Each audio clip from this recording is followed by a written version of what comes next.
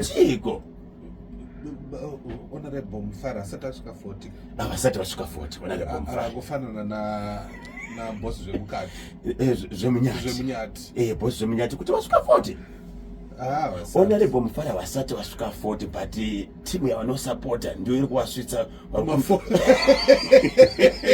unokurumbidza kuchembera unokurumbidza kuchembera Manchester United nezuva wakazovagonera Kanyemba ndakawana makalls neiko zvikanzi asi Kanyemba anenge angachitaura chokwadi kuti kudii unoziva vanhu vakatokubhilivha shamani pakuita sei apo unenge uchivanyebera kuti Manchester United ingatore league no handisi kuvanyepera Kanyemba Philip anazandifodera wantu Kanyemba Philip tinoanalyze ka mamechisa Man U yakasiwa ne 12 points ne Arsenal apo tiri muwiki number 23 pasina magames mangani around week 23 apa nopera pa 38 ka almost 20 yes 25 saka ikaramba ichipfapfaidza mapfapfaidzo rairi kuita akambozviita aka Ferguson anosvika 38 anosvika 38 saka tiri pa 23 kwasara mangani kwasara 15 ndio wakaita metsika waonazve ndakakuendesa kuchikora saka pa 15 games how many points 15 by 5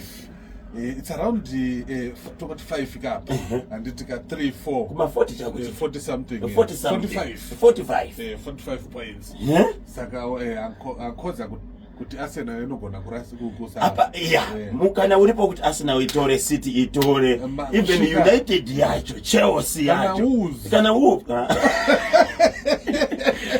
ndio engineer wanoona nezve Harare Metropolitan takati engineer veHarare ndiani zvino engineer vanoona nezve Harare Metropolitan engineer veHarare takavataura kapa nezuro avasi engineer muchena zveya regati tsvage zita ravo vanofanira kunge vari engineer muchena vanofanira kunge engineer muchena iyi road inonzi imbwerana padzuru pakopi apa indiwa chinyiko imbwerana padzuru pakopi ichibwera kuno ndiye Simon Mazorodzi Simon Mazorodzi yako inzwenga ikanyemba kaka inocrossa Samora Machel yopfura inoenda ku HICC ichiya kuno kwepfura Robert Mugabe ichiya kunoko waiona ka ndiri kuiona Kanyemba into chani yanditawa dzina raye tawa Kanyemba Rotten Row kurumbiza kayo ndinokudira kana Rotten Row wachitata Philip kubva pana Robert Mugabe wati Harare Metropolitan heka engineer muchena Harare Metropolitan engineer muchena onai road inonzi Rotten Row ndizvozvo painobva pana Robert Mugabe yobva yauya wiri ichikwidza kapira kagomwa pakopi apa pa flyover kusvika pana Coventry gomba ramuka ipapo especially andiri kuona pa10 of kuenda paunotenda kuenda paunoenda kudaroko kudaroko uri kupaona ndapaona kungobva ipapaya Kanyemba unenge uchifamba uona pothole dapo panoti kuti uya ari kumambuyo kuti kwata tiri kukumbira engineer muchena dai waroka noziva kuti maprograms akawanda nezvirongo nepress conference saka kuti basa richafamba sei rokugadzira kumarodzi saka checha kugadzira ka Rotten Row aiwa hana kumira zvakanaka ndokumbira kuti ndodziro engineer akavari kuona nezve my central chichaitika ndoda road chiko tingatanga nezve ndoda road satapedza Harare Kanyemba aiwa uri kuona ndoda road ndiro road inobatanidza Harare Zimbabwe neMozambique kuti uende kuMalawi vakanga vagadzira ndoda road kuenda kutete panenge pari padhuze kudarika kuenda kuNyamapanda maresources Harare Kanyemba inobatanidza Zimbabwe, Mozambique, Zambia. Kulusaka panenge papa. Saka Kanyemba inofanira kutanga kugadzirwa yako isati yatanga. Kanyemba ndikukuona. Kana iwe ndikukuona. Saka Kanyemba. Kana patasvika pamwedzi wasati wapera. Mwedzi wapera. 27 January wakapera.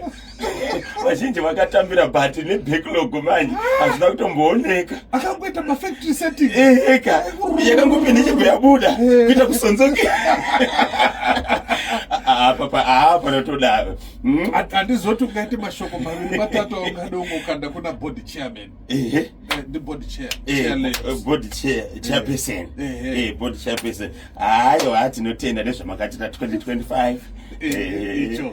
Apo kapo. Aikona basa riri kuoneka riri kufamba ngazvirambe zvakadaro. Manga muri mugungwa. Kana ngobwera kuti tuli pakaipa. Wabva kanyemba.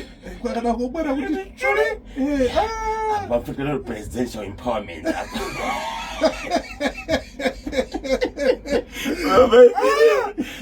Aitofunika kanyemba. Yeah. Aina kumira mose. Konde drako twaripo. Ndiani? Mr. Chimombe ndaitwa kutsvaga nezuro. Kwanzi kudiko. Ameno. Pakangoregetwa chete Bigita Minerals. Ko yadi kutenga franchise ku Bigita Minerals. Ipi?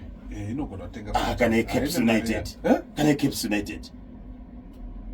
Kana Caps United. Asi zvirikuitwa na sewe kinderoka. Walas. Wala bhazi racho ravakatengerwa. Kokudhena musi hakuna kana zvidikidi. Aiwa kakudhena musi yakapiwa 2.5 million. Then musi yakapiwa 2.5 million neSakunda Holdings. Akazobvumere Marriott. Ndiani? Marriott. Papa 2.5 million apa. Paturi nemotikari yani? Ya Marriott. Saka Marriott wakaenda kakhala kunyumba. Obvious. Yakapiwa sponsorship. Dynamos. Saka ndosakaona yenyerera kuti zi. Ndotarisa Benji Muzi. Benji vamuonawo. Benji. Dzimwe dzenguva nechibhuku. Muonewo kakana mutengera kamotikari kana yemba murume uyo anofamba nedynamos. Baba ifere. Ndinokuona kanyemba.